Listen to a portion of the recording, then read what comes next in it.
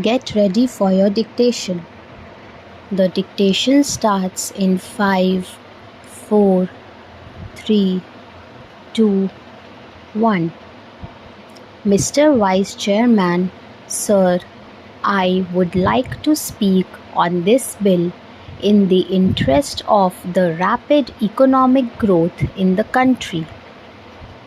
If the nation grows from strength to strength economically, leading to eradication of the degrading and disheartening poverty of the people of India, the workers of this nation would also benefit and they would also go above the poverty line.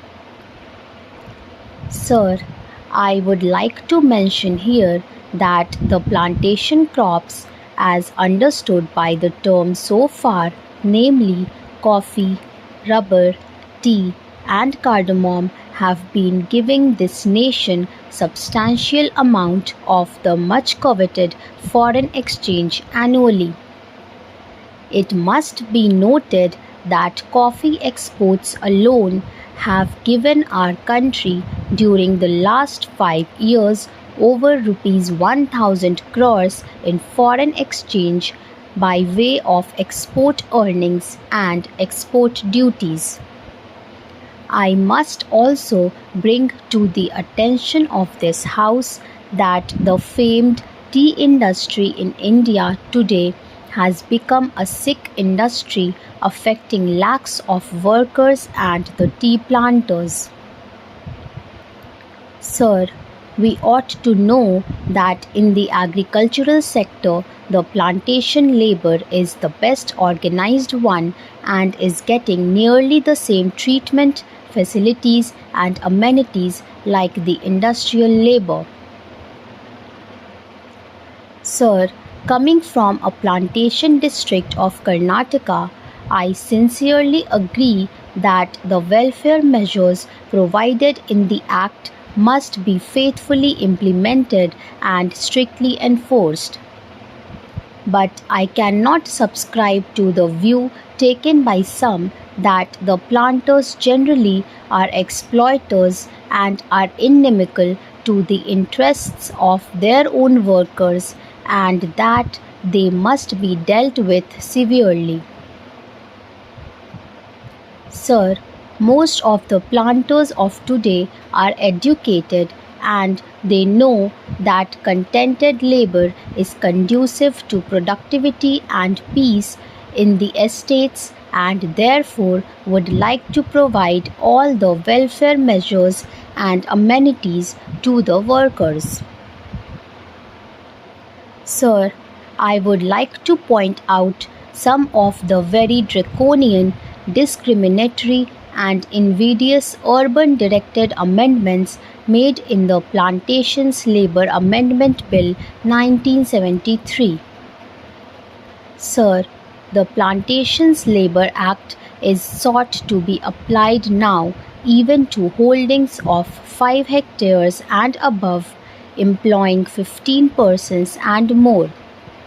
Originally, in the bill brought before the Joint Committee, it was sought to be applied to holdings of 6.5 hectares and above. It would be realistic to make an amendment to the present bill to raise the size of holdings from 5 hectares to 6.5 hectares. Sir, we must bear in mind the economic viability of small plantations of 5 hectares and the financial capacity of the small planters to fulfill the obligations cast on them to provide housing and crèche facilities. Those small planters in some cases are unable to provide themselves with houses and medical care as soon as those intended for their workers in the bill. I am sure that good many small holdings will go into liquidation, unable to bear the burden when the prices fall, as in the case of tea today. I would emphatically say that Clause 13 is not only draconian but discriminatory, and it is most harsh and killing to the farming community of India, whose hands feed and clothe the people, poor and rich. Sir, I strongly feel that the punishment with both compulsory fine and imprisonment is too severe for violation of a welfare legislation covered by the Act. For economic reasons and financial incapacity, the debt-ridden employer, particularly a smallholder, may be unable to discharge the obligations such as providing type design houses, creches, medical facilities, etc. In such cases, there is no point in sending the landholder to jail and collecting a fine from him for every day of default.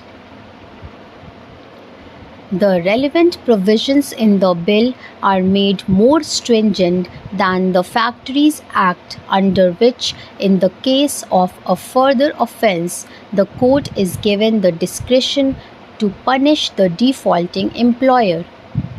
But in the proposed amendment, the word used is shall instead of may, which makes it mandatory on the court to impose imprisonment as well as fine. These provisions are too harsh and discriminatory, particularly in view of the fact that the bill seeks to bring in farms of 5 hectares which are in the nature of peasant holdings under the scope of the Act.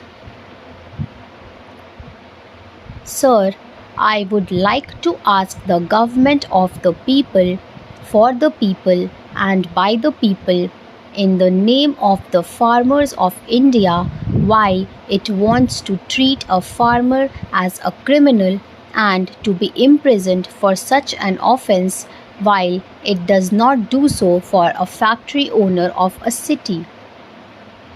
By making this comparison, I do not mean that a provision should be made in the relevant Factories Act to make the sentence of imprisonment compulsory for small offences.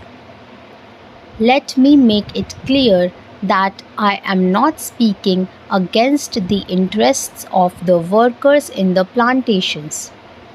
I am only speaking against the stringent and invidious measures which have been provided in the bill affecting the rural employers and the invidious laws enacted for them. That's all, friends. Thank you for watching the video. Please like and subscribe, and don't forget to share the video with your friends.